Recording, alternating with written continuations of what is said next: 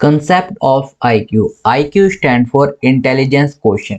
इस टॉपिक के ऊपर आपसे बहुत बार क्वेश्चन पूछे जा चुके हैं, चाहे वो आपका यूजीसी नेट हो या फिर वाइवा हो 007 का हो या फिर आपका इंटर्नशिप से रिलेटेड हो। आपसे बहुत बार क्वेश्चन पूछे जा सकते हैं कि आईक्यू कैसे निकालते हैं, आईक्यू का क्या मतलब होता है and how IQ is different from the EQ.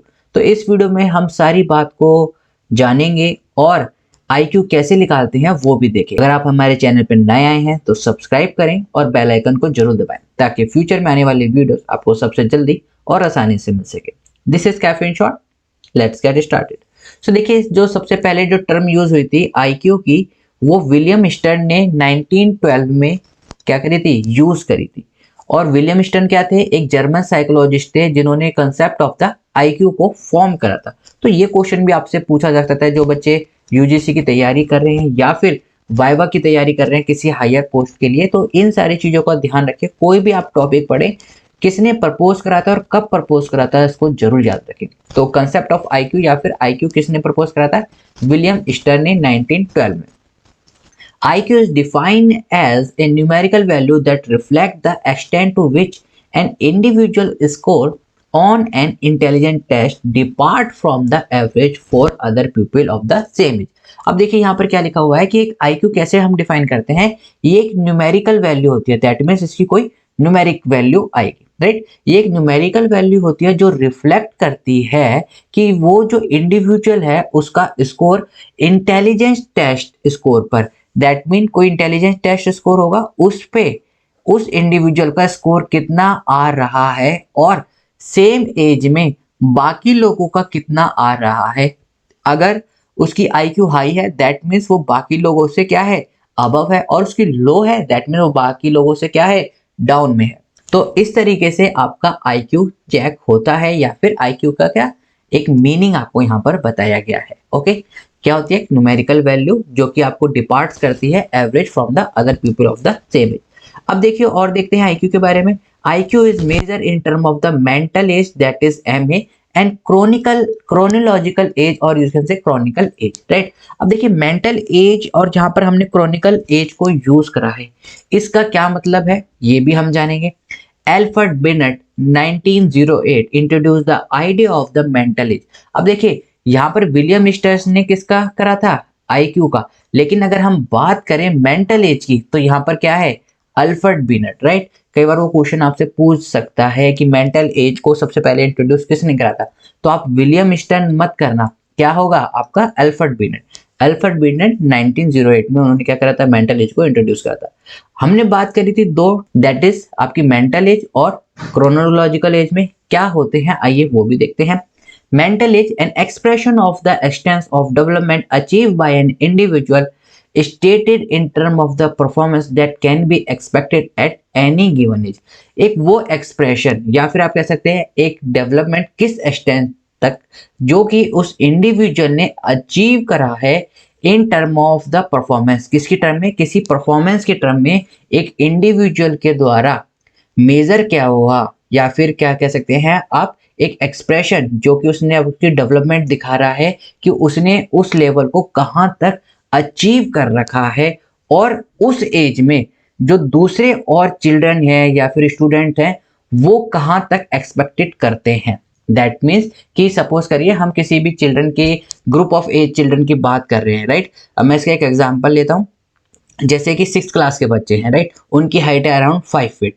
अगर 6th क्लास में एक बच्चा है जिसकी हाइट है 5'5", दैट मीन्स वो क्या है, काफी ज्यादा उनसे क्या है, डिफर है, राइट, या फिर उसके क्या है, हार्मोन्स क्या है, काफी ज्यादा ग्रोथ वाले ज्यादा है, राइट। इसी तरीके से आपका मेंटल एज क्या कहती है कि वो age according to your mental ability जो आपकी ग्रुप के आम तौर पर होनी चाहिए थी उससे डिफर आप कितने हो, right, that is your mental as, कि आप अपने माइंड के थ्रू कितनी आप वर्क कर सकते हैं, right, that is mental as. जैसे कि मेंटल मीन्स आपका माइंड और एज यानी कि आपकी माइंड की क्या एज है, राइट।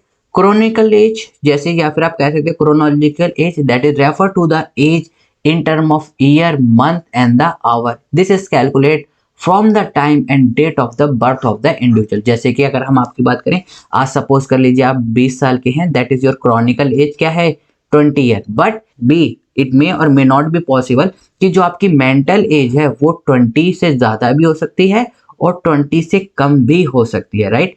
दिस इज टोटली और फॉर योर बर्थ कैलकुलेशन, जो आपके बर्थ कैलकुलेशन चल रही है। और ये क्या होती है, ये आपकी माइंड डेवलपमेंट, राइट, कितना आपका माइंड डेवलप्ड है।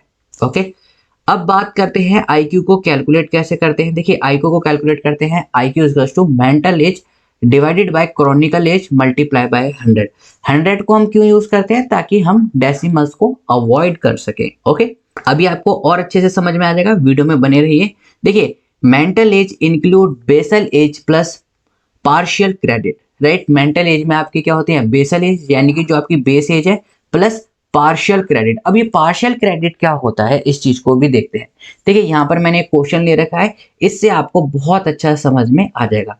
ए student of age 8 year solve question meant for another student of age 10 year. He solves 20 question out of the 60 question. Find the IQ of the student। यहाँ पर देखिए बहुत अच्छा question दे रखा है। स्टूडेंट की एज कितनी दे रखी है, आपको दे रखी है 8, यानी कि जो उसकी क्रॉनिकल एज होगी वो कितनी होगी, 8 ईयर। वो कह रहा है कि वो बच्चा जो 8 ईयर का है वो क्वेश्चन सॉल्व कर रहा है किस लेवल के, जो 10 ईयर स्टूडेंट कर रहे हैं, यानी कि उसकी जो मेंटल एज होगी 10 ईयर की, राइट। अगर वो क्वेश्चन यहां तक छोड़ देता तो आप क्या करते, एम ए, यहां पर मैं लिख लेता हूं आईक्यू का formula, that is M A divided by C A multiply by 100। अगर वो यहां तक क्वेश्चन छोड़ देता, लेकिन वो क्या कह रहा है, ही सॉल्व्स 20 क्वेश्चन, यानी कि उसने 60 आउट ऑफ 60 नहीं करे हैं। 10 ईयर के में जो बच्चा प्रॉब्लम सॉल्व कर रहा है 8 साल का, उसने 60 क्वेश्चनों में से 20 क्वेश्चन करे हैं, 60 के 60 नहीं कर पाए, यानी कि उसकी टोटल जो मेंटल एज है वो अभी 10 ईयर तक पूरी डेवलप नहीं हुई है।